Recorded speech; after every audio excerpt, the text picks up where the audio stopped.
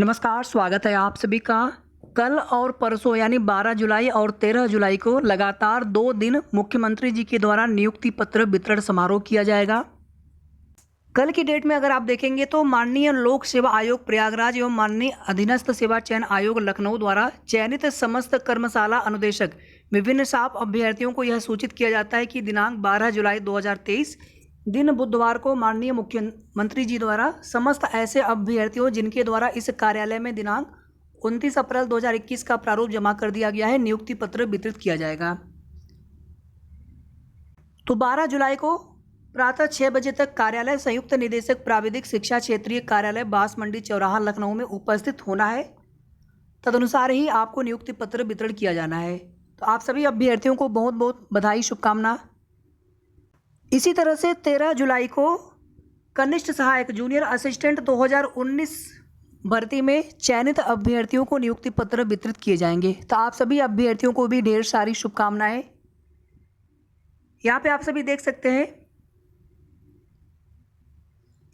दिनांक 13 जुलाई 2023 को माननीय मुख्यमंत्री जी उत्तर प्रदेश द्वारा लखनऊ लोक भवन में नियुक्ति पत्र वितरण किया जाएगा। उक्त हेतु समस्त अभ्यर्थियों का स्वास्थ्य परीक्षण, ये जो नोटिस है आप देखेंगे तो निर्वाचन आयोग विभाग के अंतर्गत जो चयनित अभ्यर्थी हैं, बाकी कनिष्ठ सहायक 2019 भर्ती में सभी चयनित अभ्यर्थियों को नियुक्ति पत्र वितरण किया जाना है। कुछ और भी अपडेट है, अगर आप देखना चाहें तो आप देख लीजिएगा। ये उत्तर प्रदेश में नए शिक्षा सेवा आयोग के गठन को लेकर के अपडेट दी गई है कि यहाँ पर आज की डेट में इस पर मुहर लग सकती है। इसमें एक असिस्टेंट प्रोफेसर भर्ती है जिसको लेकर के मैटर कोर्ट में चला गया है और वहाँ पर जो कोर्ट की नेक्स्ट डेट है उसके पहले पहले सरकार की तरफ से, विभाग की तरफ से नए आयोग के गठन की प्रक्रिया कंप्लीट की जा रही है। आने वाले समय में सहायता प्राप्त जितने भी विद्यालय होंगे, चाहे वो जूनियर के हों, चाहे प्राइमरी के हों, चाहे माध्यमिक के हों, सभी में शिक्षकों की भर्तियां इसी आयोग से होनी है। यूपी टेट का आयोजन भी इसी आयोग से कराया जाएगा। इसके बाद देखिए, विभिन्न भर्तियों में जो पुरानी भर्तियां हैं या तो कंप्लीट हो चुकी है या कंप्लीट हो रही हैं, आगे की प्रक्रिया चल रही है। लेकिन नया विज्ञापन कब तक आएगा, अगर आप देखेंगे तो अपर निजी सचिव 2013 में भर्ती आई थी, उसके बाद से फिर नई भर्ती का विज्ञापन कब आएगा। खंड शिक्षा अधिकारी 2019 में भर्ती का विज्ञापन आया था, नए भर्ती के विज्ञापन का इंतजार किया जा रहा है। लोक सेवा आयोग से भर्ती का विज्ञापन आता है। लोअर पीसीएस 2019 की भर्ती है, अब नए भर्ती का भी इंतजार किया जा रहा है यूपीएससी से। इसी तरह से कंबाइंड टेक्निकल एलटी ग्रेड प्रवक्ता राजकीय इंटर कॉलेज 2020 में भर्ती आई थी, उसके बाद नई भर्ती का इंतजार है। असिस्टेंट प्रोफेसर राजकीय महाविद्यालय 2021 नई भर्ती का इसमें भी इंतजार है। माध्यमिक सहायता प्राप्त वाला जो है, माध्यमिक नहीं सहायता प्राप्त वाला जो असिस्टेंट प्रोफेसर भर्ती है उसकी प्रक्रिया चल रही है। प्राथमिक शिक्षक भर्ती 2018 में 2 विज्ञापन आए थे, जनवरी और दिसंबर में। उसके बाद से फिर किसी भी प्राथमिक शिक्षक भर्ती में नए भर्ती का विज्ञापन देखने को नहीं मिला है। पुलिस आरक्षी सिपाही भर्ती 2018 में, उसमें भी 2 भर्तियां हो चुकी है और अब जो है एक नई भर्ती का विज्ञापन और बड़ी भर्ती का विज्ञापन आप सभी को देखने को मिलने वाला है, जिसमें civil constable, PAC, platoon commander, fire विभाग में। इसके अलावा आप देखेंगे तो स्पोर्ट्स कोटा के अंतर्गत रेडियो ऑपरेटर में, कंप्यूटर प्रोग्रामर में कुछ एसआई के पद हैं और कुछ पद जो है जेल वार्डर के हैं। तो तैयारी आप सभी करते रहिए। इसी तरह से आप देखेंगे कनिष्ठ सहायक भर्ती 16 में आई थी, 19 में आई थी, अब नई भर्ती में आप देखेंगे तो 22 की भर्ती प्रक्रिया जूनियर असिस्टेंट 1262 और एक भर्ती और है। इसके अलावा एक नई भर्ती का विज्ञापन और आना है। इसी तरह से आप देखेंगे पुरानी भर्तियों में परिवहन निरीक्षक, सहायक सांख्यिकी अधिकारी की पुरानी भर्ती प्रक्रिया भी चल रही, रिजल्ट आना है डीबी के बाद का। प्रधानाचार्य भर्ती, कृषि प्राविधिक सहायक, एजीटीए के नए वैकेंसी का इंतजार किया जा रहा है। वन दरोगा, ग्राम विकास अधिकारी, बोरिंग टेक्नीशियन, वन रक्षक। तो यहाँ पर प्रतियोगी छात्र संघर्ष समिति ने मुख्यमंत्री को लिखा पत्र, कहा 2 दर्जन से अधिक भर्तियां पिछले 5 से 10 वर्षों से विज्ञापन इनके नहीं आए हैं। एक आप और देख लीजिएगा, बिहार में बीपीएससी से बिहार शिक्षक भर्ती कराई जा रही है।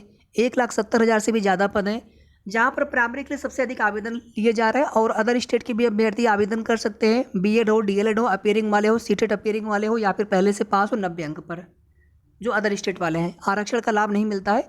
जो बिहार के निवासी होंगे उनको छूट मिलेगी 82 और महिलाओं के लिए 75 अंक सीटेट में। इसी तरह से आप देखेंगे 9, 10th के लिए, 11, 12th के लिए यह स्टेट के साथ एलिजिबिलिटी है, वहाँ पर भी आवेदन चल रहे हैं उसके लिए भी। तो पहले लास्ट डेट 12 जुलाई थी, अब लास्ट डेट को बढ़ा करके 15 जुलाई कर दिया गया है। अगर आप में से कोई भी अभ्यर्थी एलिजिबल हो और आप आवेदन करना चाहते हो तो आवेदन कर सकते हैं।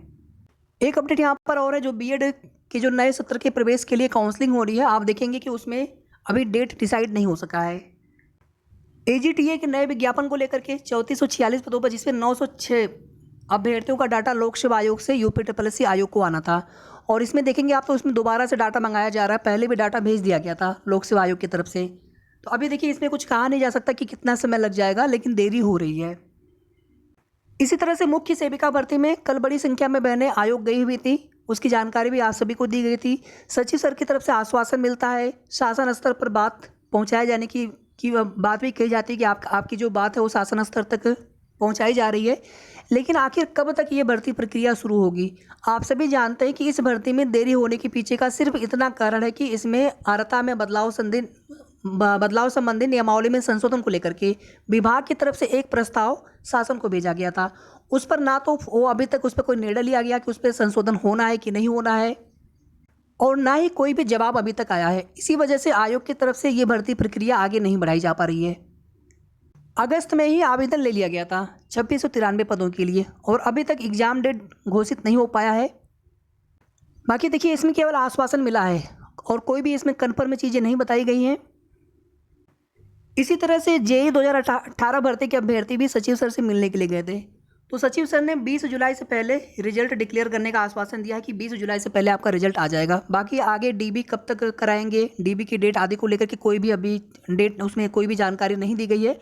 और इसी में आप देखेंगे कि लेखपाल की डीबी को लेकर के भी पूछा गया था, तो उन्होंने कहा था कि लेखपाल की डीबी जेईई 2018 भर्ती की डीबी होने की बात कराएंगे। तो कहीं ना कहीं लेखपाल भर्ती के अभ्यर्थियों का इंतजार बढ़ता जा रहा है, और जेईई 2018 भर्ती में प्रक्रिया थोड़ी तेजी से भी हो सकती है, लेकिन इसमें भी लगातार देरी होती जा रही है। इसके अलावा कई भर्तियों के रिजल्ट भी आने हैं। इसके अलावा जेईई 2018 के अलावा अगर उसमें आप देखेंगे तो वन दरोगा है, कंबाइंड टेक्निकल है, सहायक बोरिंग टेक्नीशियन है, सहायक सांख्यिकी अधिकारी है। तो ये रिजल्ट कब तक आ सकते हैं, ऑलरेडी आप सभी को इसके बारे में अपडेट दे चुके हैं। वीडियो 2018 भर्ती की ऑफिशियल आंसर की आपको इसी वीक में देखने को मिल जाना चाहिए। बाकी देखिए हमने आपको बता रखा है कि कुछ भर्तियों में काफ़ी देरी हुई, कुछ भर्तियों में समय से पहले आ जाता है। कम से कम 8 से 10 दिन आपको कम से कम मान के चलना था। उसी हिसाब से हमने आप सभी से कहा था कि 10 जुलाई से ही आपको वेट करना है। तो फिलहाल में उम्मीद तो है इसी वीक में कि आ जाएगा ऑफिशियल आंसर की। और यहाँ पर एक अपडेट और देख लीजिए, कनिष्ठ सहायक जूनियर असिस्टेंट 1265 वैकेंसी में शार्ट लिस्टिंग के नोटिस आपको इसी वीक में 100% देखने को मिल जाना है, बशर्ते कोई और टेक्निकल इशू ना आए। तो आप लोग तैयारी करते रहिए, आपके एग्ज़ाम में ज़्यादा देरी नहीं होगी। आपका एग्ज़ाम अगस्त में लास्ट तक लगने की उम्मीद है, बहुत कम चांस होंगे कि सितंबर में जाएगा। तो अभी आप अगस्त लास्ट को ही मान करके चलिए। जब शॉर्ट लिस्टिंग के नोटिस आ जाएगी तो उसके बाद फिर ज़्यादा समय नहीं मिलता है एग्ज़ाम के लिए, तो आप अगस्त लास्ट को ही मान करके चलिए। बाकी जो आप देखेंगे एक और नई भर्ती है पेड 2022 से ग्राम पंचायत अधिकारी की, जिसके एग्ज़ाम इसके बाद आपको देखने को मिल सकते हैं, यानी लगभग नवंबर के आसपास तक। सितंबर और अक्टूबर में और भी कई भर्तियों के एग्ज़ाम करवाए जाने हैं। वीडियो को आप सभी लाइक शेयर कर दीजिएगा, और अगर आपने अभी तक चैनल को सब्सक्राइब ना किया हो तो जरूर सब्सक्राइब कर लेंगे। हमारी पूरी कोशिश होती है जो भी सही और ऑथेंटिक अपडेट हो आप सभी को समय समय पर जानकारी देते रहें। धन्यवाद।